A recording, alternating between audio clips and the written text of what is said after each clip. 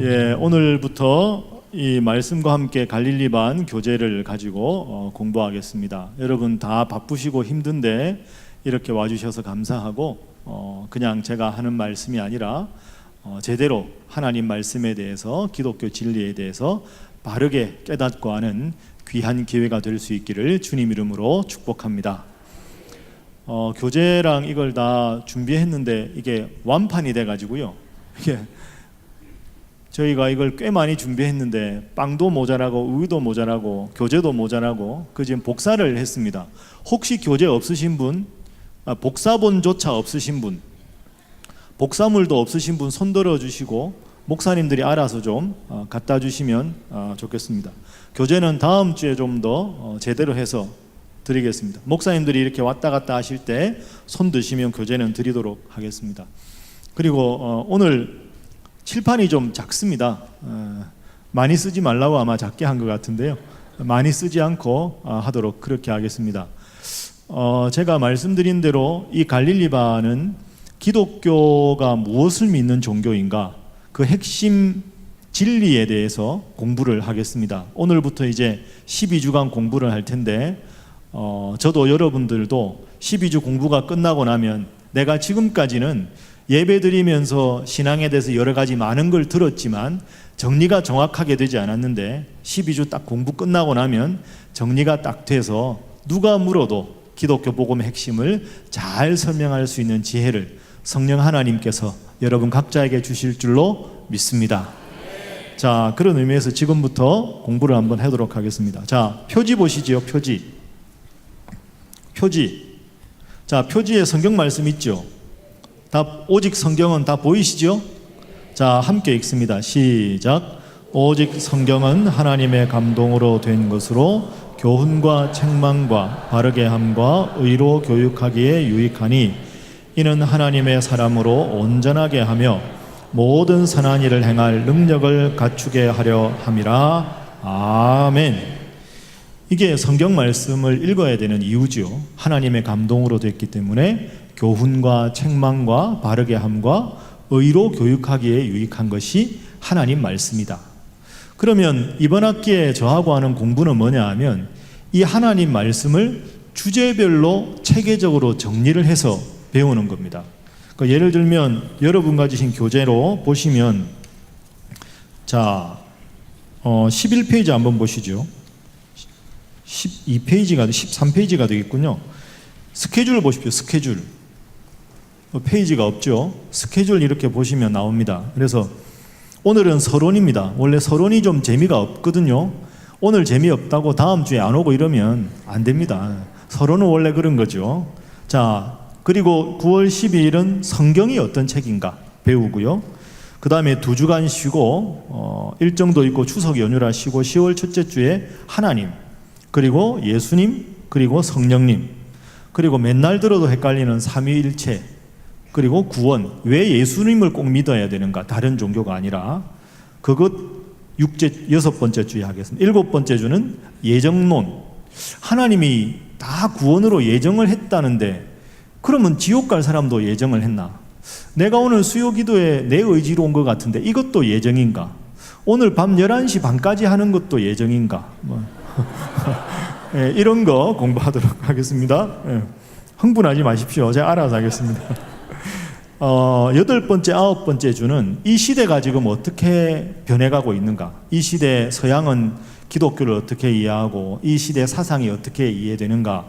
서양에 대해서 9번째 주에는 동양의 종교, 유교, 불교, 도교 이런 거 핵심인데 그것이 아니라 왜 꼭 기독교를 믿어야 하는가? 그 공부하겠습니다. 10번째 주는 우리가 다니는 교회, 교회는 어떤 곳인가? 교회가 때로 참 안타까운 모습도 있는데 왜 우리는 교회를 다녀야 되는가? 교회론. 그 다음에 11번째 주에는 이 세상의 종말은 어떻게 되는가? 그러면 다 우리가 죽을 때 그 모습으로 부활하는가? 그럼 교통사고 당해서 돌아가신 분은 부활도 그 상황에서 하는가? 천국 가도 우리가 부모님을 서로 알아볼 수 있는가? 뭐 이런 거. 종말은 언제 오는가? 14만 4천 명만 구원받는가? 뭐 이런 문제, 그런 걸 공부하고 마지막 12월 첫째 주에는 기독교인의 자부심 전체 정리를 하고 우리 교회 다니는 의미를 공부하도록 그렇게 하겠습니다. 자, 이상의 스케줄을 가지고 공부할 텐데요. 이제 1페이지부터 보겠습니다. 자, 여러분 가지신 교재로 4페이지가 되겠죠? 4페이지. 자, 우리가 말씀 속으로 공부를 하는데 이 말씀 속으로가 어떤 의미가 있는가 한번 공부를 해보겠습니다. 여러분, 저를 보시죠. 저를 보시자니까 고개를 아주 분위기가 군대도 아니고 아주 좋습니다. 성경 공부 한국에서 참 많이 하잖아요. 교회마다 성경 공부를 안 하는 교회가 없죠. 그런데 이번에 우리가 하는 성경 공부 이름은 한번 따라 하시죠. 말씀 속으로. 말씀 속으로. 왜 말씀 속으로냐 하면 모든 거의 핵심이 성경이지요. 성경을 정확하게 이해하고 성경을 바르게 깨달아야 우리가 영적으로 살아갈 수가 있는 거죠. 자, 하나님 말씀을 성서라고도 요즘 많이 부르고요. 성경이라고도 부릅니다. 여러분, 성서라고 쓰는 게 맞을까요? 성경이라고 쓰는 게 맞을까요? 역시 교회가 수준이 있죠. 성경이라고 쓰는 게 맞습니다. 요즘에 기독교 방송에서도 성서학당 이렇게 많이 하고 신앙서적도 성서라고 되어 있는데요. 이건 정확하게 말하면 썩 좋은 흐름이 아닙니다. 성경이 낫습니다. 그거나 이게 또 책서자 책경자 아니냐 이렇게 말할 수 있는데요. 첫 번째로 우리가 생각할 건 서하고 경은 위치가 다릅니다. 제가 전공이 유교 아닙니까? 유교에서 제일 중요한 책을 뭐라고 합니까? 사서오경.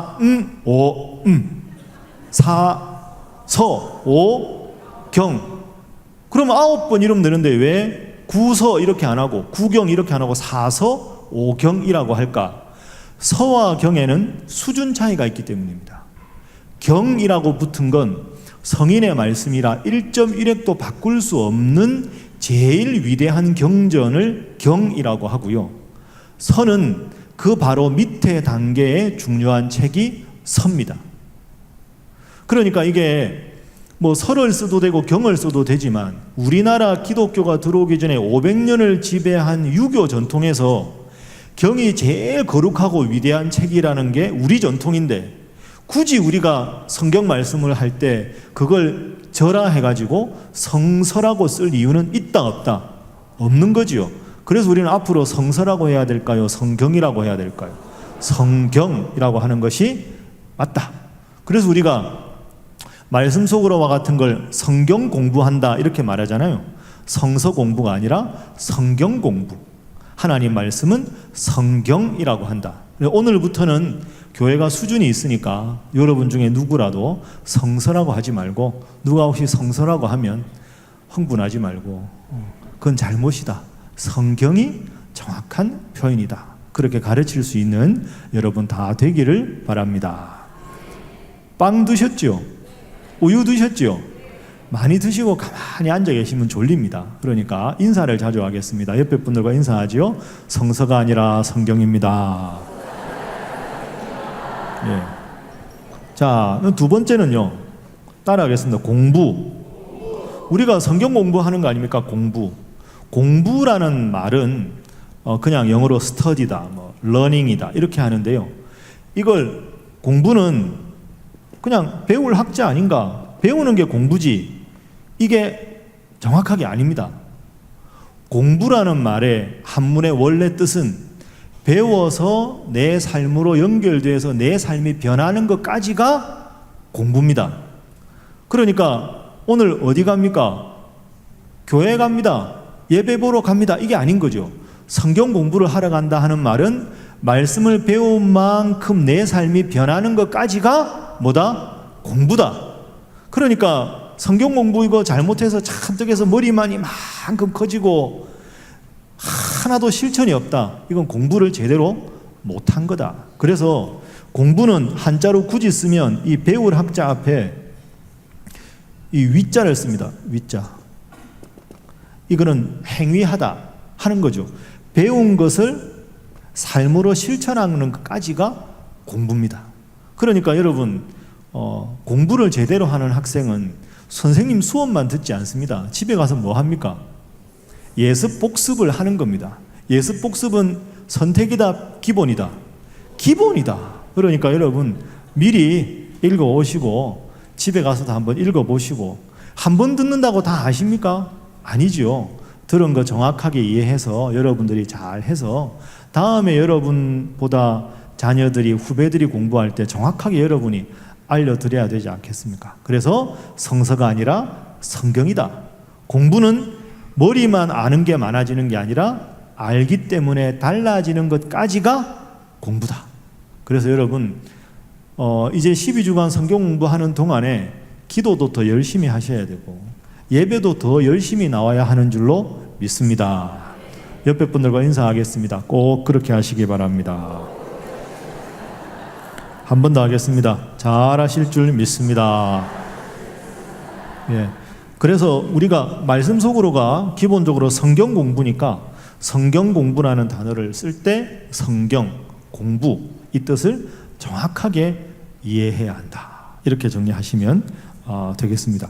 지금까지 제가 말씀드린 내용이 4페이지부터 6페이지 위에까지입니다. 읽어볼 필요 없습니다. 저만 보면 제가 알아서 다 하죠. 중간중간에 읽으라고 할 때만 이거 다 읽으면 지루합니다. 그냥 저를 보시면 되겠습니다. 자, 그러면 말씀 속으로가 성경 공부죠. 우리가 성경 공부를 한다. 성경 공부와 더불어서 기독교에서 제일 중요한 게 뭡니까? 예배지요, 예배. 기독교의 가장 중요한 종교 의식은 예배입니다.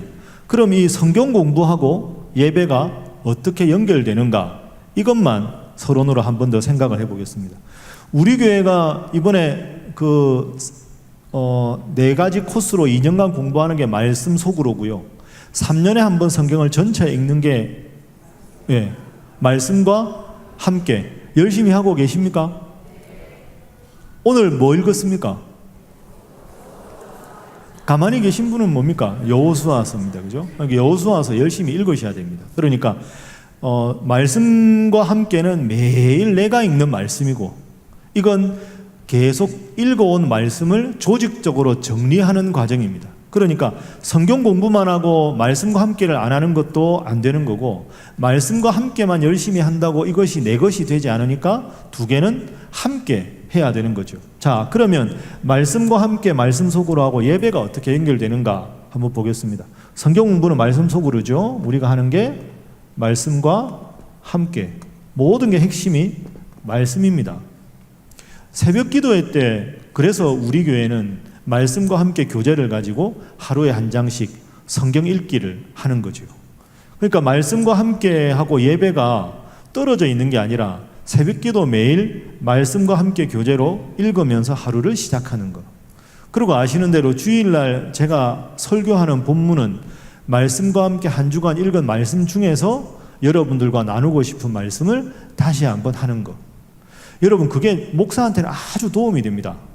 왜냐하면 본문을 여러분들하고 저하고 같이 본문을 읽어야 본문에 대해서 많은 설명을 하지 않아도 여러분들이 말씀의 의미를 바르게, 정확하게, 쉽게 이해할 수가 있죠. 그렇지 않으면 말라기 이런 거 앞부분에 설명하다가 설교 시간 다 가지 않습니까? 그러니까 여러분들이 말씀과 함께를 열심히 해야 하는 건 성경 읽기가 중요해서도 그렇지만 일주일에 하나님 앞에 나와 제일 중요한 예배를 제대로 드리기 위해서는 말씀과 함께를 열심히 해야 된다, 안 해야 된다? 해야 된다. 말씀만 하지 마시기 바랍니다. 열심히 해야 되는 거죠. 그래서 이제 새벽 기도에는 매일 한 장씩, 주일날 오전 예배는 이 말씀 중에서 하나로, 그 다음에 주일날 오후 예배는 이제 이번 주 같은 경우는 3일 전에 김현일 목사님이 설교하셨죠. 여호수아서를 읽으니까 여호수아서의 전체적인 구조가 어떻게 되는가 이렇게 설교를 합니다. 그래서 여호수아서, 사사기서 이렇게 바뀔 때마다 여러분들이 그냥 읽으면 배경을 잘 모르니까 주일날 오후 예배 때 성경책이 바뀔 때마다 그렇게 하는 건 이 말씀과 함께가 예배와 긴밀하게 연결되라고 하는 거죠. 수요 기도회는 이제 오늘 같은 이런 식으로 하는데 이번에 12주 하고 다음에도 계속 이렇게 하진 않습니다. 다음에는 성경 공부로 들어가겠죠. 그렇지만 상황에 따라서 시대의 필요에 따라 여러분들이 이런 내용을 꼭 아셔야 될 필요가 있겠다 하면 다시 또 이런 시간을 통해서 여러분들에게 알려드리는 게 수요 기도회 시간입니다. 금요 오순절 집회는 뭐냐? 우리가 이렇게 말씀을 듣고 머릿속으로 아는 것만이 아니라 삶 속에서 뜨겁게 찬양하고 결단하고 실천하기 위해서 다시 한번 결단하는 게 금요 오순절 집회다. 그래서 저는 담임 목사로서 우리 교회가 강조하는 말씀 속으로 말씀과 함께 예배가 전혀 엇박자가 나는 게 아니라 이 모든 게 하나로 하나님 중심의 교회, 예배 중심의 교회, 말씀 중심의 교회, 이 본질을 붙잡아야 하나님께서 원하시는 좋은 교회, 건강한 교회가 되고 여러분들이 행복한 성도가 되는 줄 알고 최선을 다해서 노력하겠습니다. 여러분들도 열심히 말씀 읽으시고 열심히 예배 드리시고 다음 주에도 오시고. 아멘을 위에는 안 하는데요. 자, 옆에 분들과 인사 한번 하겠습니다. 다음 주에도 뵙겠습니다. 네, 잘하셨습니다. 자, 지금까지 말씀드린 게 7페이지입니다. 밑에 7페이지 표 보시죠. 제가 방금 말씀드린 거 다 나오죠. 예, 자, 넘어가겠습니다. 빨리 넘어가죠. 예, 좋습니다. 근데 여러분, 진짜 잘 들으시는군요. 제가 사실 오늘 긴장했거든요. 제가 하나도 긴장 안 한 것처럼 보이죠. 떨립니다, 여기 오면. 오늘 얼마나 오실까? 내가 시간은 어떻게 할까? 이 서론이 원래 재미없는 시간인데 어떻게 할까? 기도도 꽤 많이 했는데 여러분들이 이렇게 아주 따뜻한 눈빛으로 봐주셔서 편안하게 이야기해 주셔서 감사합니다. 역시 교회가 수준이 있는 훌륭한 교회다. 자, 8페이지 보겠습니다. 이번 주 제가 설교한 내용이죠. 말씀 속으로 체계도 보겠습니다. 자, 왼쪽에 보면 말씀과 함께 3년 말씀 통독 프로그램 앞으로 계속 하고요. 오른쪽으로는 총 2년이 걸리는 4단계 말씀 연구 프로그램을 앞으로 진행합니다. 이 갈릴리반이 몇 단계지요? 두 번째 단계입니다. 두 번째. 밑에 보시면 나사렛반이 있는데요. 그럼 나사렛반부터 안 하고 왜 목사님 갈릴리반부터 합니까? 아마 여러분이 궁금하실 텐데 나사렛반은 신앙의 기초 단계입니다. 근데 이제 이렇게 하게 된 여러 원인 중에 하나가 우리 교회가 안수 집사님, 권사님, 장로님들 앞으로 선출도 많이 해야 되고 한데 명실상부하게 그분들이 정말 교회 중직자답게 믿음의 도리에 바로 서고 신앙생활을 잘 하는 분들을 더 많이 만들어내기 위해서 이게 이제 1단계부터 하려니까 2년이나 걸리고 또 우리 교회가 그동안에 영경원 성경 공부를 워낙 여러분들이 열심히 잘 하셔가지고 수준들이 어느 정도 되시니까 이번에만 1단계를 하지 않고 2단계 그리고 2단계를 수료해야 3단계를 가고 4단계를 갈 수 있으니까 이번만 2단계 하는 겁니다. 1단계도 당연히 다음 기회에 1단계부터 다시 돌아와서 쭉 되겠지요. 그렇게 이해하시면 되겠습니다. 1단계 반 이름이 뭡니까? 나사렛반. 이 2단계는 갈릴리반, 3단계는 베다니반, 4단계는 예루살렘반. 이 이름이 이게 뭐 이상하게 왜 이런 걸 썼느냐 궁금하시죠? 좀 이따가 설명드리도록 하겠습니다. 자, 오른쪽 페이지 반별 주요 내용. 나사렛반은 신앙의 기초반입니다. 그래서 하나님은 어떤 분입니까? 예수님은 어떤 분입니까? 하는 걸 좀 더 쉽게. 그리고 여러분 중에서 중직자라고 해서 1단계 안 하고 그러지 마시고요. 기회가 있으면 다시 기초를 다지는 의미에서 공부하는 거 부끄러운 일이다? 아니다? 아닙니다. 그리고 우리 목사님들이 잘 가르칩니다. 제가 봐도 우리 목사님들이 수준이 아주 훌륭한 분입니다. 이런 분들한테 강의 듣는 거 참 좋은 일이니까 가능하면 여러분 하시면 좋겠습니다. 2단계 갈릴리반 교리 연구반 12주 과정이고요. 3단계는 베다니반 성숙자반. 그래서 앞으로는 3단계까지 이수하신 분이 안수집사 권사 자격의 하나로 4단계 예루살렘까지 하신 분이 이제 장로 후보의 자격 중에 하나로 뭐 이번에 올해는 당연히 안 되겠지만 앞으로 그렇게 해서 교회가 만들어져 나가겠습니다. 자, 그러면 방금 말씀드린 각 반의 이름의 뜻이 뭔가 보겠습니다. 10페이지 보시죠.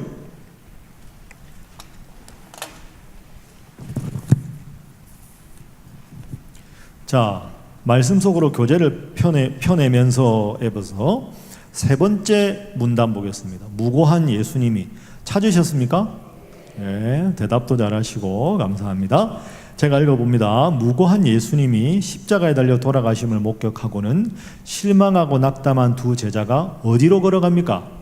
엠마오로 걸어가는 두 제자. 여러분 아시지요? 그때 부활하신 예수님이 나타나서 말씀을 쉽게 가르쳐 주시지요. 그래서 두 제자가 아니 우리에게 말씀하시고 우리에게 성경을 풀어주실 때 우리 속에서 마음이 뜨겁지 않냐 이러면서 누구를 알아봅니까?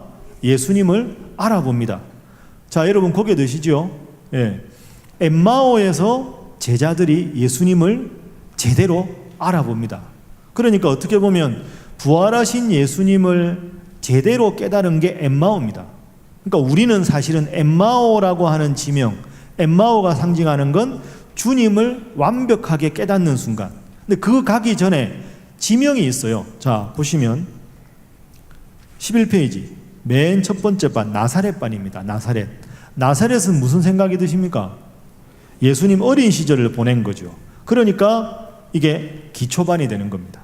그러니까 보시면 엠마오에서 부활하신 예수님 만났으니까 엠마오가 지명이잖아요. 그러니까 엠마오와 연관된 성경에 나오는 중요한 지명을 심화해서 예수님 어린 시절 나사렛반. 그러니까 이건 이제 예수님 공생애를 준비했으니까 신앙의 기초 단계를 나사렛반. 자, 두 번째 갈릴리반. 갈릴리반은 예수님께서 12명 제자들을 불러 모으셨습니다. 이제 본격적으로 사역을 하자. 그러니까 나사렛보다 좀 더 심화된 과정. 그게 제자들을 모으신 과정. 제자가 되어가는 첫걸음이 갈릴리반. 여러분은 지금 무슨 반 하고 있습니까? 나사렛반 이러면 안 되겠죠. 갈릴리반입니다. 세 번째, 이 단계가 끝나고 나면 다음 학기에 여러분이 가셔야 될 반은 무슨 반입니까? 베다니반. 베다니는 예루살렘에서 아주 가까운 곳인데 나사로와 마르다, 마리아가 있는 집입니다. 나사로, 이 마르다, 마리아가 예수님 친구잖아요. 예수님의 마음을 아는 친구. 그죠? 그래서 예수님을 가까이에서 대하는 친구 같은. 그래서 갈릴리반은 제자들을 모았지만 제자들보다 더 마음을 나누는 나사로와 마리아와 마르다 같은 존재가 되자. 그곳이 베다니 세 번째 반입니다. 자, 그리고 여러분 모두가 마지막 단계까지 가셔야 되겠죠. 마지막 단계 무슨 반입니까? 예루살렘 반. 예루살렘에서 예수님이 골고다의 십자가에서 돌아가셨죠. 사역을 완성하신 반. 가장 심화된 반. 그게 예루살렘 반입니다. 그리고 예루살렘에서 예수님이 십자가에 죽으셨습니다. 그래서 여러분 예루살렘 반을 가시면 다 돌아가셔야 됩니다. 이 말씀은 이제는 더 겸손해지고 더 헌신하고 교회를 위해서, 성도를 위해서, 이웃을 위해서 스스로를 내어줄 수 있는 온전한 제자가 되는 반. 이런 분들이 직분자가 되어야 지금도 좋은 교회지만 앞으로도 좋은 교회가 될 수 있는 거죠. 자, 여러분 고개 드시고 저를 보시지요. 2단계만 하고 안 하실 겁니까? 이 분위기는 그죠? 여러분 2단계도 하시고 3단계도 하시고 4단계도 하시고 이게 뭐 인원이 많아지는 게 중요한 게 아니라 예수님을 믿어도 제대로 믿고 제대로 알아야 그래야 예수 믿는 자신감도 생기고 자부심도 생기고 열심히 할 수 있지 않겠습니까? 옆에 분들과 인사 한번 하겠습니다. 4단계까지 하시기 바랍니다. 한 번 더 하겠습니다. 말씀만 하지 마시기 바랍니다. 4단계까지 안 하실 분 손 들어 보세요. 없죠? 네, 없습니다. 제가 다 봤습니다. 녹화되고 있습니다. 이거 지금. 네, 좋습니다. 자, 지금까지 해서 우리 교회가 하는 성경 공부 서론이 끝났습니다. 다 끝난 게 아니고요. 이제 시작하는 겁니다. 네, 자, 보겠습니다. 15페이지. 오늘 제1과 공부하겠습니다. 자, 14페이지. 오늘 공부 제목이 뭡니까? 제목을 알면 반은 아는 거지요. 제목 다시 합니다. 신앙과 신학. 신앙과 신학. 여러분 제목을 보면서 무슨 생각하시? 여기가 무슨 신학교인가? 내가 신학 공부하러 온 게 아닌데 무슨 신앙과 신학인가? 이 생각 하셨죠? 안 하셨다고? 훌륭하십니다. 자, 보겠습니다. 여러분, 이 신학이라고 하는 건요, 신학교에서 배운 좁은 의미라고 생각하는 게 아니라 여러분 다 하나님 믿는 신앙생활 하지요. 이 신앙생활의 내용을 좀 더 체계적으로 정리한 것, 체계적인 정리, 이게 신학입니다. 그 예를 들어서 여러분이 하나님 믿으십니까? 안 믿으십니까? 하나님 믿으시죠? 그럼 누군가가 여러분 앞에 와서 예수 믿고 싶은 분이 하나님이 누구십니까? 이러면 여러분 뭐라고 대답하십니까? 그걸 왜 나한테 물어보냐고. 이럴 수 없잖아요. 성경에 나오는 하나님이 어떤 분입니까? 하면 하나님은 이런 분입니다 라고 설명할 수 있어야 되겠죠. 그럼 그게 하나님에 대한 신앙을 체계적으로 정리한 거죠. 그래서 우리가 이거 다음에 하나님이란 어떤 분입니까? 하는 걸 배웁니다. 그럼 예를 들어서 예수님이 언제 재림하시나요? 성경에서는 뭐라고 말하나요? 그럼 여러분이 뭐라고 대답해요? 내가 어떻게 아냐고. 이러면 안 돼요. 성경에 의하면 예수님의 재림은 이러이러한 징조가 있을 때 오신다고 되어 있습니다. 재림을 준비하는 우리의 태도는 이런 것이 맞습니다 라고 정리하는 거, 그게 다 신학입니다. 그러니까 여러분, 신학은 신학교에서 배운다는 좁은 의미가 아니라 내가 믿고 있는 신앙을 체계적으로 정리해서 내가 소화해서 알고 있는 것, 그게 다 신학이죠. 그러니까 여러분들은 다 지금 신학자입니다. 신학자. 자, 한번 하시죠. 나는 신학자다. 뿌듯하지 않습니까? 이게 사실입니다. 그럼 왜 이렇게 공부를 하느냐? 이런 공부가 왜 필요하냐? 신앙생활을 잘 한다고 하는 사람 중에서 잘못 알고 있는 게 많습니다. 그 중에 대표적인 게 신천지 같은 이단 아닙니까? 혹시 신천지 계십니까? 안 계시죠? 나가주세요. 신천지. 예. 요즘 이단이 많잖아요. 이단에 빠진 사람이 얼마나 열심히 있는지 모릅니다. 진짜 뜨거워요.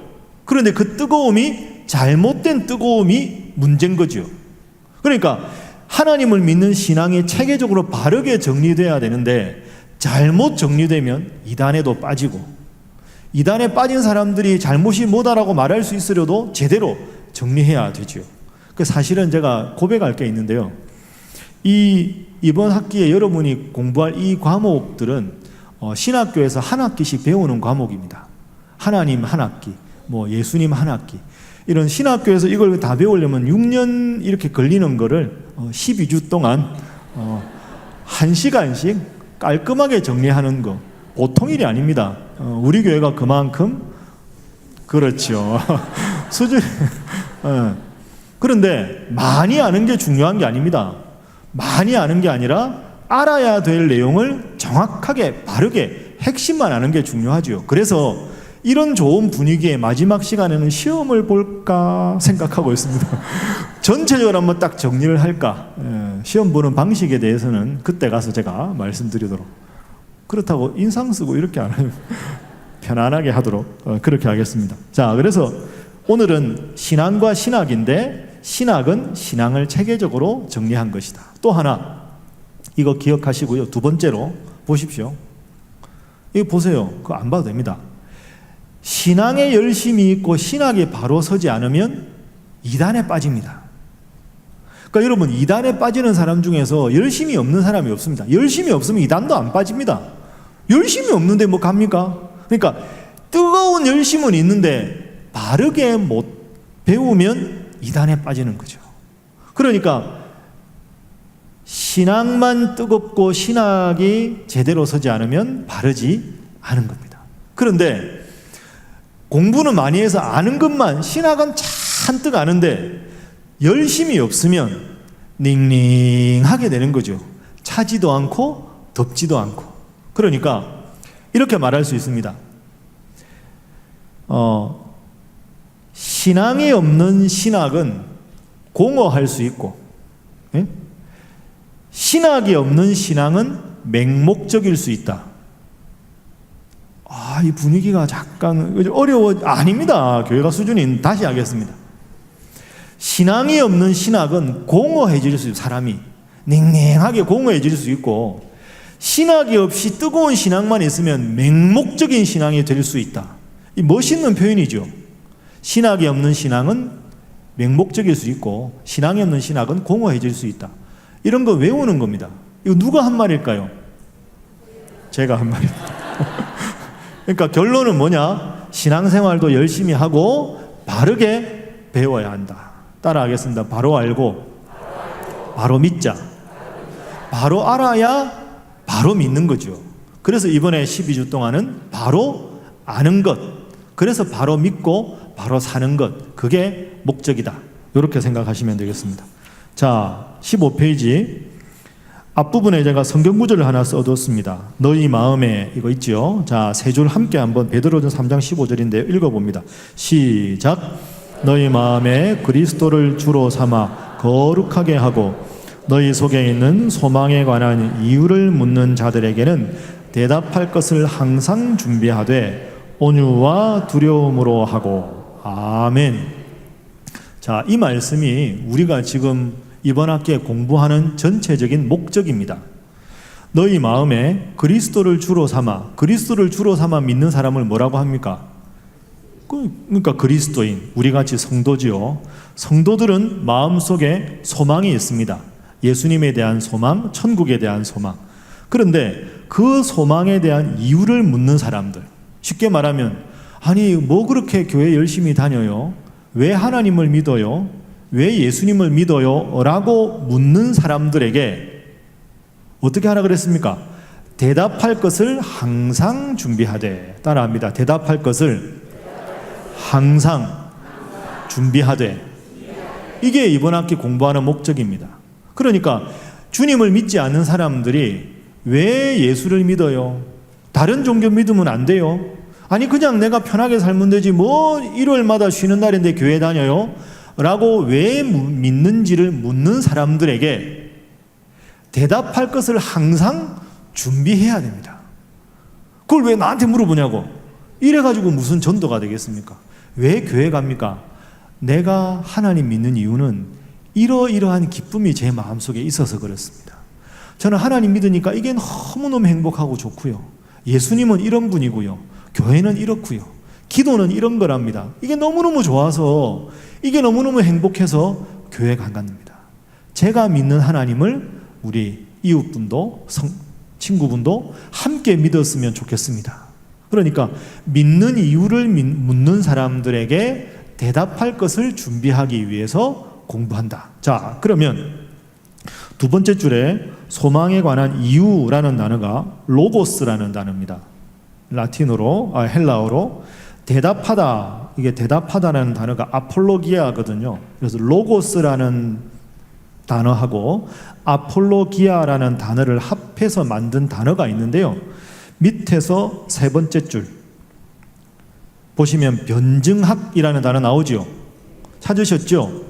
따라합니다. 변증학. 변증학이 영어로 아폴로제틱스인데요. 이게 아까 말한 저 두 단어를 합친 겁니다. 자, 보십시오. 따라합니다. 변증. 변증. 이 말 잘 안 써봤죠? 모르셔도 됩니다. 오늘만 아시면 됩니다. 자, 따라하겠습니다. 설명. 변증하고 설명은 다른 겁니다. 안 봐도 저만 보시면 된다니까요. 뭘 밑에 안 봐도 됩니다. 설명은 논리적인 겁니다. 논리적으로 설명해라. 우리가 이렇게 말하죠. 설득력 있게 논증해라. 논리적인 거. 논리적인 건 내 머릿속에 이해가 되도록 하라 하는 겁니다. 그런데 여러분, 신앙은 논리적인 게 아닙니다. 신앙은 논리적으로 설명될 수도 있지만 논리적으로 설명이 안 돼도 믿음으로 받는 겁니다. 예수님이 무리를 걸으셨다. 여러분 믿습니까? 네. 믿습니까? 그렇죠. 논리적으로 설명할 수 있습니까? 베드로가 무리를 좀 걸었습니다. 논리적으로 설명할 수 있습니까? 설명할 수 있어요. 일부는. 베드로가 어떻게 무리를 걸어서 예수님이 무리를 걸었잖아요. 베드로가 와라. 알겠습니다 하고 갑니다. 논리적으로 이렇게 가능하지요. 오른발을 딱 내딛고 오른발이 물속에 빠지기 전에 왼발을 내딛고 왼발이 빠지기 전에 오른발을 내딛고 그렇게 하다 보면 갈 수 있습니다. 그런데 이건 논리적으로 불충분한 거죠. 그래서 설명은 논리적인 거지만 논리적으로 설명되지 않아도 내가 믿는 믿음의 도를 증거하는 것, 전하는 것, 이걸 변증이라고 합니다. 그래서 아까 우리가 읽은 베드로전서 말씀에 위에 뭐라고 되어 있느냐 하면 너희 속에 있는 소망에 대한 이유. 소망은 논리적으로 설명이 불가능하죠. 천국의 소망, 천국을 어떻게 증명합니까? 가봐야 증명하지. 그러니까 기독교 신앙에 대해서 우리는 논리적으로 완벽하게 설명할 수 없어도 설명할 수 있는 건 설명하고 설명할 수 없는 건 믿음으로 받아들이는 것, 그걸 합해서 변증이라고 하기 때문에 다른 일반적인 학문에서 말하는 설명하고는 비슷하지만 다르다, 이렇게 생각하시면 되겠습니다. 조금씩 어려워진다 이런 생각이 드실 때 16페이지로 넘어가도록 하겠습니다. 자, 16페이지부터 19페이지까지 하면 끝입니다. 어느덧 빨리 끝나죠. 물론 이걸로도 2시간을 할 수 있습니다.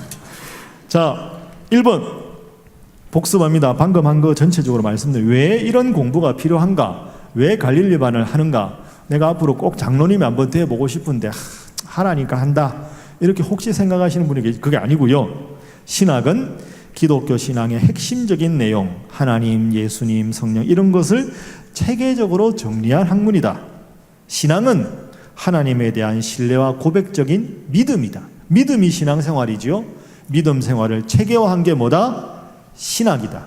믿음 생활을 체계화한 게 뭐다? 신학이다. 고로 여러분은 다 신학자다, 그런 거죠. 밑에 나옵니다. 아까 열심히 받아 쓰시는 분 계실 텐데 다 쓰신, 신학이 없는 신앙은 맹목적일 수 있고 신학이 없는 신학은 공허해질 수 있다. 누가 한 말입니까? 제가 한 말입니다. 그럼 제가 왜 이걸 앞부분에 나오는 걸 했느냐? 그래야 집중을 하시지 않습니까? 그냥 쭉 읽으면 재미가 없죠. 자, 밑에 보겠습니다. 왜 이런 공부가 필요한가? 첫 번째 이유, 기독교인인데 내가 믿는 신앙인 기독교 핵심을 정확하게 알아야 되겠지요. 그래서 이 공부를 하는 것이다. 자, 성경은 뭐냐? 역사 안에서 하나님께서 들려주시는 우리를 사랑한 이야기가 성경이다. 그 성경은 한마디로 러브 스토리입니다. 하나님이 우리를 사랑한 사랑의 이야기. 러브 스토리 단어만 들어도 막 가슴이 떨리시지요.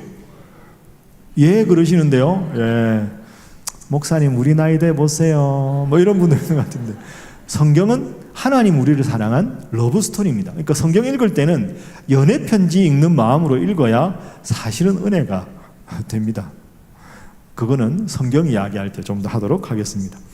자, 성경을 밑에 따옴표로 세월을 따라 함께 읽습니다. 시작. 세월을 따라 변해가는 영원한 진리다. 성경을 이렇게 정의할 수 있는, 성경은 세월을 따라 변해가는 영원한 진리다. 나름 멋있지요? 괜찮지요, 표현? 이거 누가 한 걸까요? 제가 했습니다. 외우십시오, 이런 거. 엄마, 성경이 뭐예요? 성경, 세월을 따라 변해가는 영원한 진리. 이 권세가 있어 보이지 않습니까? 성경이 영원한 진리지요. 여러분 믿습니까? 그런데 앞부분이 중요합니다. 그건 다 아는데 세월을 따라 변해가는 건 성경 말씀이 변한다는 뜻이 아니고요. 영원한 말씀은 변하지 않는 거죠, 원래.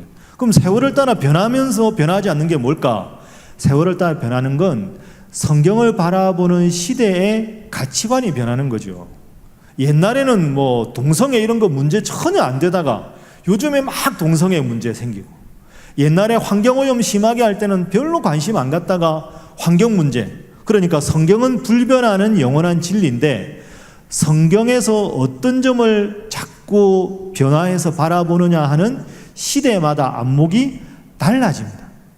과거에는 중요했는데 지금은 중요성이 약해진 내용도 있고, 과거에는 별로 생각도 안 했는데 현대 문명이 점점 심각해지면서, 예를 들어서 환경 문제, 여성의 지위가 어떠냐. 조선시대에 성경이 들어왔으면 여자에 관한 언급은 별로 없겠죠. 근데 요즘에는 남녀 함께하는 이런 시대니까 성경이 여성을 어떻게 바라보느냐 하는 관심이 점점 많아지는 거죠. 그러니까 성경은 영원한 말씀인데 시대의 변화에 따라서 중요하게 부각되는 본문은 달라진다 하는 의미에서 세월을 따라 달라진다는 거죠. 그래서 여러분 저 한번 보시죠. 이런 경우가 있습니다. 여러분들은 성경을 읽을 때 그냥 읽으면 다 믿어지고 다 아멘이고 보리떡 5개 물고기 2마리로 5천 명 먹였다 아멘 하는데 여러분 자녀들은 거짓말 아니에요? 이렇게 말하는 애들이 있습니다. 논리적으로 말이 안 된다. 뭐 이런 예수님이 죽었다 3일 만에 부활했다. 이 말이 안 되잖아요. 이런 식으로. 학교에서는 진화론을 배우는데 천지창조 이야기 볼 때마다 진화론이 과학적인 거 아니에요? 이렇게 묻기도 합니다. 그럼 여러분 뭐라고 대답하십니까? 야, 이걸 전문용어로 방울뱀 소리를 그렇게 할 수 없는 겁니다. 왜? 그 아이들이 배워가는 과정에서는 여러분이 문제시 삼지 않은 내용을 그 아이들은 문제 삼으니까. 그냥 나는 순수하게 믿음으로 받아들여지는데 그게 안 받아들이는 분도 있으니까. 그러면 아까 말씀드린 대로 내가 믿는 기독교 신앙의 핵심을 그분들이 물을 때 대답이 준비돼야 되는데 이렇게만 할 수는 없다. 그러니까 이렇게 체계적으로 공부하는 게 필요하다. 예를 들어 보면 이런 거 있습니다. 여러분도 그러실 텐데 제가 이제 30년 전에 대학교 1학년이었거든요. 그때 나이 계산하지 마십시오. 뭘 계산을 하십니까? 그때 할 때는 그냥 점심 먹고 나면 커피 한 잔 하잖아요. 그러면 그때는 커피가 뭐가 있습니까? 그냥 밥 먹고 나서 장신대 다닐 때 캠퍼스 한 바퀴 산책하고 항상 커피 자판기 뭐 있습니까? 밀크 커피, 설탕 커피, 블랙커피도 있었어요. 블랙커피, 우유, 유자차 뭐 이런 거 있습니다. 100원. 그냥 넣으면 커피 한 잔 하자 그러면 그냥 밀크 커피죠. 커피면 밀크 커피입니다. 그 외에 커피는 없습니다. 근데 요즘 애들한테 커피 한 잔 하자 그러고 100원짜리 넣어갖고 100원짜리도 되지만 주면 이게 뭐예요? 이렇게 됩니다. 요즘 애들은 커피도 그냥 안 마셔. 뭐 에스프레소, 나는 원샷, 나는 투샷, 나는 아메리카노, 나는 아이스 아메리카노, 나는 예가체 프로 달라, 나는 뭐 케냐 더블에이를 먹겠다. 뭐가 그렇게 이게 되는 거죠. 그러면 야 자판기 커피 먹어. 이게 진리야. 이렇게 말할 수는 없다. 그렇게 되는 순간 엄마랑은 대화가 안 통한다. 그러니까 내 기호에 맞는 커피 맛이라고 해서 변화된 시대의 아이들도 그 커피를 똑같이 먹지는 않는다. 그럼 그 아이가 틀린 거냐? 아니라는 거죠. 그 아이의 관점에서 다양한, 그러니까 같은 성경 본문을 봐도 다른 질문이 생길 수 있고 여러분이 쉽게 받아들일 수 있는 믿음에 관한 것도 엉뚱한 질문을 할 수가 있다. 그러니까 그 아이들의 입장에서 잘 공감도 하고 설명도 해 주어야 그 믿음에 단절 없이 믿음 생활을 잘 할 수 있다. 혹시 오늘 교회 오실 때 김치찌개 드시고 오신 분 계십니까? 아무도 안 계세요. 김치찌개에 뭘 넣어서 먹어야 제일 맛있습니까? 돼지고기, 할렐루야. 이쪽 돼지고기. 또 뭐 있을까요? 참치. 또 햄. 예. 그럼 돼지고기, 햄, 참치. 또 있습니까? 꽁치요. 꽁치. 또 시장하시죠? 여기까지 하겠습니다. 그럼 여러분들은 나는 돼지고기를 넣어서 끓인 이 김치찌개를 정말 잘 끓인다. 그게 너무 진리라고 생각한다. 근데 어느 날 애가 엄마는 김치찌개 이거밖에 못해요. 왜? 이게 제일 맛있잖아. 친구 집 가니까 참치 넣어주던데 그게 훨씬 이럴 수 없는 거야. 그러니까 뭐냐 하면 신앙적인 이런 내용을 하나하나 배워놓으면 원리를 정확하게 알면 김치찌개의 원리를 정확하게 알면 돼지고기를 넣어서 김치찌개를 잘 끓일 수 있으면 원리를 알면 이런 소리 안 하고 이럴 때 몇 도의 참치를 얼만큼 넣으면 맛있다. 이게 원리적으로 터득이 되는 거죠. 그러니까 전체적으로 정리를 정확하게 해두면 나와 다른 관심을 가진 신앙인에게 신앙이 없는 누군가가 물었을 때 바른 대답을 할 수 있다. 고로 오늘 모든 내용을 한마디로 하면 12주간 열심히 공부하자. 이렇게 되겠습니다. 옆에 분들과 악수 한번 하겠습니다. 열심히 공부하시기 바랍니다. 한 번 더 합니다. 말씀만 하지 마시기 바랍니다. 자, 그게 1번입니다. 1번에 보면 커피 김치찌개 나오죠. 예, 제가 그냥 하는 것 같아도 다 있는 겁니다. 자, 두 번째 이 질문을 한번 해보겠습니다. 요즘에 저를 보시면요, 인문학이 대세입니다. 인문학, 뭐 고전 읽기도 많이 하고 이런 거 많이 하거든요. 그러면 우리가 기독교 이것만 공부할 게 아니라 인문학도 공부하는 게 필요하지 않나? 뭐 철학, 뭐 논어도 읽고, 뭐 불경도 읽고, 그 나름대로 의미가 없다고는 할 수 없죠. 그런데 인문학이 대세인 시대에 왜 우리는 기독교 성경에 관한 신학을 공부해야 되는가? 그 이유가 뭐냐? 밑에 나와 있습니다. 신학이야말로, 기독교 신앙을 체계화한 것이야말로 나는 어디서 왔는가? 어떻게 살아야 하는가? 삶의 목적은 뭔가? 나는 어디로 가는가? 인생의 의미는 무엇인가? 여기에 대해서 가장 정확한 대답을 할 수 있는 것이 기독교 진리인 줄로 믿습니다. 그러니까 여러분, 인문학의 대세라고 해서 고전을 공부하는 건, 저도 이제 학교에서 고전을 가르치기도 하지만, 고전은 삶에 살아가면서 터득하는 교양과 지혜는 되지만, 내가 어디서부터 왔는가? 내가 왜 살아야 되는가? 산 다음에 죽음 이후에 어떻게 되는가? 시작과 끝에 대해서는 고전은 말하지 않습니다. 그러니까 인문학은 살아있는 내 삶을 다소 풍요롭게 만들어줄 수 있지만, 근본적인 삶의 문제, 어디서 와서 왜 살고 목적이 뭐고 어떻게 되는가에 대해서는 성경만이 진리를 말하고 있다. 그래서 여러분은 성경에 대해서 체계적으로 공부하는 이것이, 그냥 제가 농담 삼아 다음 주에 오십시오, 말씀을 하지 마시기 바랍니다 해도 사실은 이것이 가장 중요한 시간인 줄로 믿습니다. 그래서 여기에 대해서 자부심을 가지셔야 됩니다. 17페이지.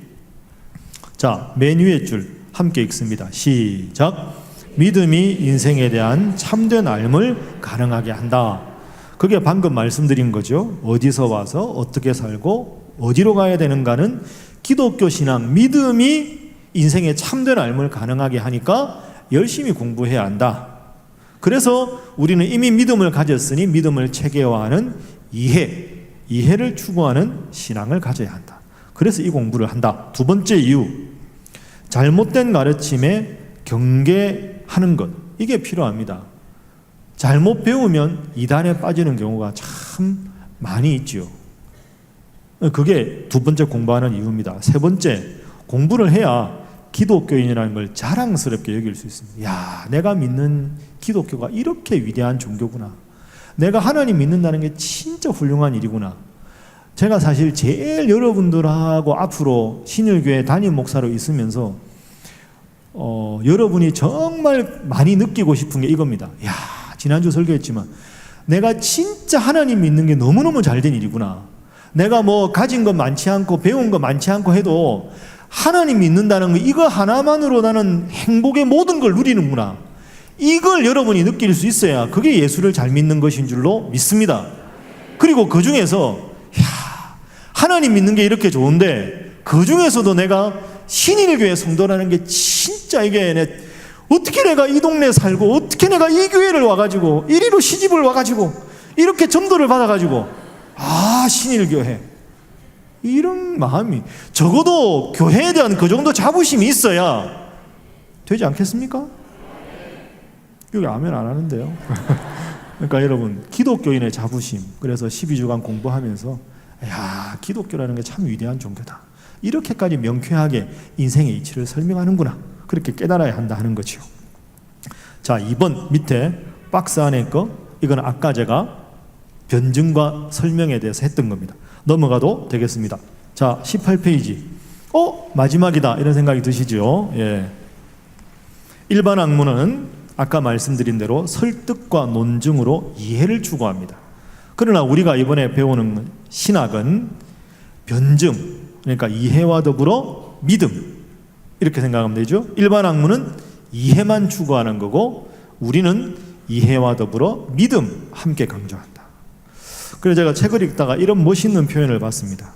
우리가 기독교 신앙을 변증하는 것은 기독교 신앙의 보물 상자를 열어 보여주는 일이다. 그 속에 있는 다이아몬드를 햇빛에 비추어 반짝이는 것을 보여주는 일이다.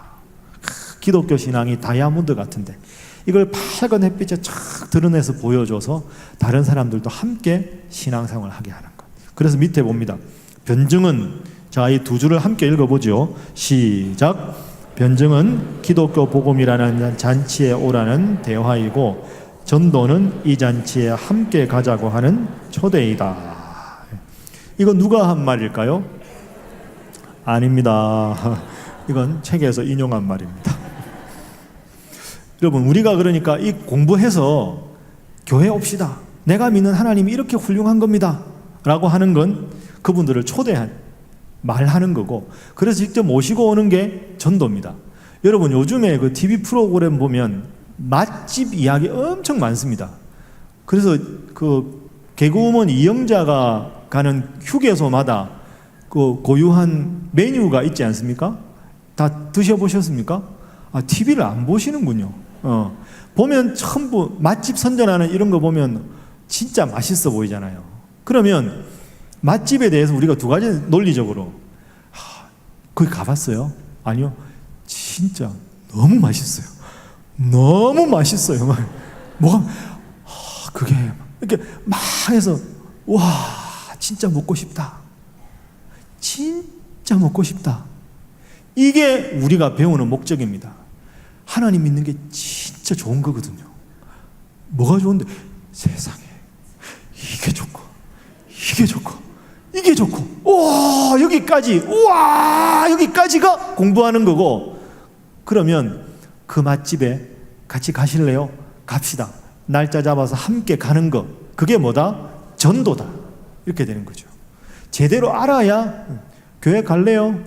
아니요? 말고 그러면 아니, 다이아몬드는 비춰서 보여줘야 되는데 내가 가진 그 소중한 것이 왜 소중한지를 말할 수 없으면 기독교 복음으로 초대하기가 어렵잖아요.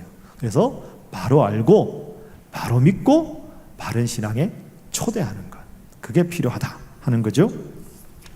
자, 밑에 3, 우리가 공부하는 것과 성경, 교회, 신앙생활의 연관성입니다. 성경을 우리가 열심히 읽어야 한다. 아까 말씀드렸으니까 밑에 삼중적인 하나님 말씀은 지난주 설교할 때 드렸던 말씀입니다. 기억나시지요? 예, 수준이 있으니까 넘어가겠습니다. 자, 교회, 시대를 반영하고 붙어 있습니다. 시작. 시대를 반영하고 해석하며 변혁해야 한다. 그렇게 변혁하는 도구가 신학이다. 바로 알아야 됩니다. 저를 보시죠. 시대는 늘 변하잖아요. 시대가 변하지만 복음의 진리는 붙잡아야 되죠. 그 진리까지 버리면 위험해지잖아요. 그러니까 성경의 진리는 정확하게 붙잡되 시대의 변화에 따라서 그것을 설명을 다양한 방식으로 할 수 있어야 되는 거죠. 그게 중요합니다. 이게 어려워요. 시대의 변화를 너무 쫓아가다 보면 기독교 복음의 위대함도 잃어버릴 수 있고, 기독교 복음이 위대하다는 건 너무 붙잡고 세상하고 벽을 쌓다 보면 세상하고 전혀 소통이 안 되는 기독교가 돼서도 안 되는 거죠. 복음을 정확하게 붙잡되 시대와 대화하면서도 기독교의 위대성을 설명할 수 있는 것, 그걸 위해서 우리가 공부하는 것이다. 그게 밑에 내용입니다. 세 번째, 저를 보시죠. 마무리하겠습니다. 자, 8시 반까지 하려고 했는데 딱 8시 반입니다, 지금. 저를 보시죠. 자, 지금까지 전체 한 내용 다 이해하셨죠? 진짜요? 지금까지 한 모든 것 한마디로 딱 이렇습니다. 따라하겠습니다. 바로 알고, 바로 믿자. 다시 합니다. 바로 알아야, 바로 믿는다. 오늘은 이 공부를 열심히 해야 되겠구나 하는 필요성을 느끼는 게 중요하고요. 마지막 한 가지 있습니다. 이거 여러분 꼭 기억하셔야 합니다. 그런데 예를 들어 12주 공부 다 했다고 이거 탁 배워가지고 전도가 될 수도 있고 안 되기도 해요. 사람을 움직이는 힘은 논리만 가지고는 안 됩니다. 논리만 가지고 전도되면 이 세상에 하나님 안 믿을 사람이 누가 있습니까? 그러니까 여러분이 누군가가 기독교 믿음에 대해서 물을 때, 우리 소망에 대해서 물을 때 대답할 수 있는 말은 준비해야 되지만 이와 더불어 또 하나 준비해야 될 더 중요한 게 있는데, 그게 여러분이 하나님을 만난 체험인 줄로 믿습니다. 이게 함께 있어야 돼요. 신학이라고 우리가 공부하는 건 객관적인 진리에 대한 설명이고, 내 인생에서 하나님 만나서 하나님이 나를 어떻게 변화시키셨는지, 나는 하나님 믿을 때 이런 기쁨이 없었는데 그전에는 하나님을 제대로 만나니까 이런 인생의 소망이 생기고 이런 기쁨이 있고 이래서 나는 지금 하나님을 믿고 있다. 내 삶의 변화가 전도의 도구가 되어야 됩니다. 이게 함께 되어야 말씀을 제대로 전할 수 있고 전도를 제대로 할 수가 있는 것이죠. 여러분, 바로 알고 바로 믿는 여러분 모두가 되시기를 주님 이름으로 축복합니다. 자, 오늘은 여기까지 하겠습니다. 집에 가서 한번 쭉 읽어보시고요. 한 가지 여쭤보겠습니다. 어렵습니까? 안 어렵죠? 교회가 수준이 있는데 어려울 수가 있습니까? 이렇게 하시고요. 다음 주 보겠습니다. 다음 주는 20페이지 성경이란 어떤 책인가. 자, 22페이지 20번 쭉 보십시오. 성경이란 어떤 책인가. 24페이지 구약 분류, 신약 분류까지 쭉 해서 성경에 대해서 체계적으로 배우도록 하겠습니다. 여러분 기대하는 마음으로 한 주간 잘 지내시기 바랍니다. 한번 따라합니다. 배우고 확신한 일에 거하자. 옆에 분들과 인사하겠습니다. 다음 주 수요일에도 뵙겠습니다. 다시 한번 합니다. 말씀만 하지 마시기 바랍니다. 여러분 저를 보시죠. 저는 오늘 참 행복합니다. 왜냐하면 참 이게 제가 뭐라고 이 하나님이 하신 거지만 성경 공부 새로 한다고 이렇게 여러분 다 바쁘고 피곤한 분들이 이렇게 왔다는 게 이 얼마나 감사한 일입니까? 제가 담임 목사로서 이게 표현은 잘 안 해도 엄청난 감동을 받고 있습니다. 여러분의 이 기대에 어긋나지 않게 저나 목사님들이나 열심히 교회를 섬길 테니까 과거에 다소 이런저런 아픔이 있었더라도 우리 신일교회가 앞으로 더 하나님 앞에 바로 서는 건강한 교회, 행복한 성도 될 수 있도록 한 마음으로 기도하시고 열심히 공부하시는 여러분 모두가 되시기를 주님 이름으로 축복합니다. 기도하겠습니다. 기도하겠습니다. 하나님 감사합니다. 우리 신일교회를 사랑하셔서 73년에 이곳에 귀한 예배당을 세우게 하시고 이렇게 귀한 믿음의 선배들의 도움으로 아름답고 귀한 예배당에서 훌륭한 신앙의 많은 추억거리를 가지고 믿음 생활하게 하셔서 감사합니다. 하나님의 특별한 때와 경륜에 따라 이제 우리가 영경원 성경공부 훌륭했던 프로그램을 이제 마음속에 간직하고 말씀 속으로 성경공부를 통해서 더욱더 배우고 확신한 일에 거하고자 합니다. 오늘 하나님 앞에 나온 이 귀한 신일의 성도들이 열심히 식어지지 않게 하여 주옵소서. 바로 알고 바로 믿게 하시고 누군가가 믿음의 돌을 물었을 때 분명한 확신으로 예수를 믿는 것이 얼마나 위대한 일인지, 우리가 신일교회에서 신앙생활하는 것이 얼마나 행복한 일인지 온 성도들이 당당하게 겸손하게 말할 수 있는 지혜와 능력으로 함께하여 주옵소서. 하나님, 오늘 이 자리에 나온 분들 다 삶이 피곤하고 힘들고 지쳤지만 주님 사랑하는 마음으로 나왔습니다. 기억하여 주시고 하나님 나라의 값지고 위대한 보석으로 채우시고 역사하여 주옵소서. 마음속에 늘 기쁨을 주시고 피곤을 이길 수 있는 건강도 허락하여 주시고 영육간의 강건함으로 세상 속에서 하나님을 믿는 사람답게 성숙한 신앙인으로 살아갈 수 있도록 하나님 함께하여 주옵소서. 감사하며 예수님 이름으로 축복하고 기도하옵나이다. 아멘.